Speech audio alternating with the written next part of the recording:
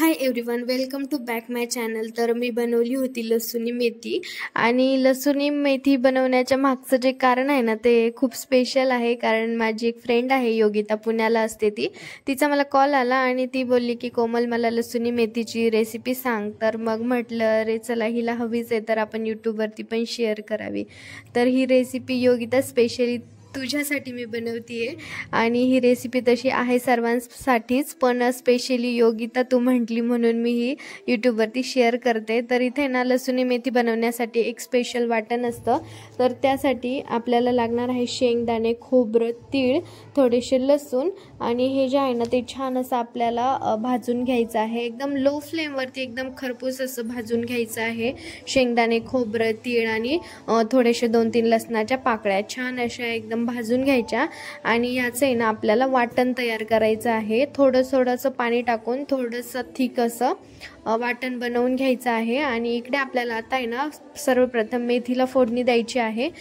तेल गरम झाले की त्याच्यामध्ये जेवढा जास्त क्वांटिटीमध्ये आपण लसूण टाकू शकतो ना तेवढा जास्त लसूण टाकायचा कट करून, आणि त्यानंतर मेथी जी आहे स्वच्छ धुवून अशी डायरेक्टली त्यामध्ये टाकायची। फक्त लसूण टाकायचं आहे, बाकी इथे काहीच टाकायचं नाही, कारण मेन जी फोडणी आहे ती आपल्याला परत दुसरी फोडणी तयार करायची आहे।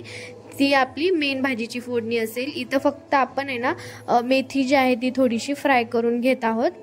तर इथे मेथी जी आहे ती फक्त लसणामध्ये थोडीशी फ्राय करून घ्यायची आणि त्याला चवीपुरतं थोडंसं मीठ टाकायचं। आणि इथे मेथी जी आहे या पद्धतीमध्ये तुम्ही पाहू शकता मी अशी फ्राय करून घेतलेली आहे।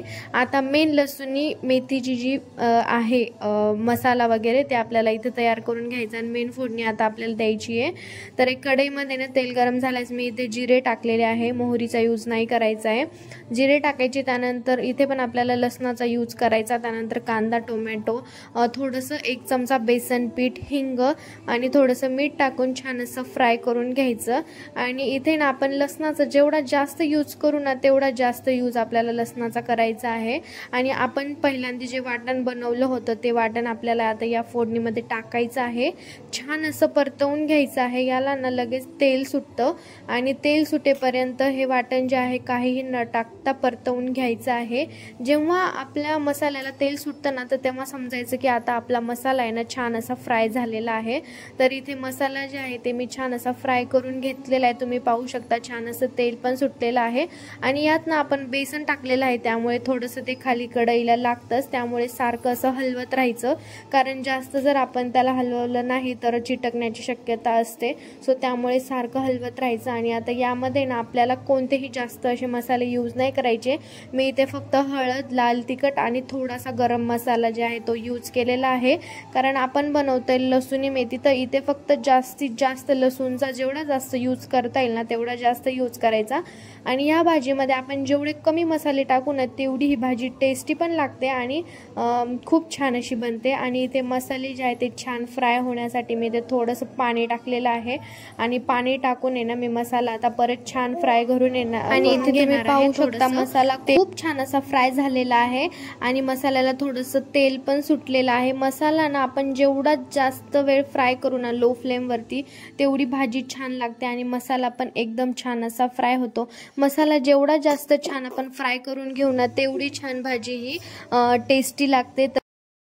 इथे ना आपल्या भाजीची ग्रेव्ही आहे ना तिथे एकदम परफेक्ट अशी रेडी आहे।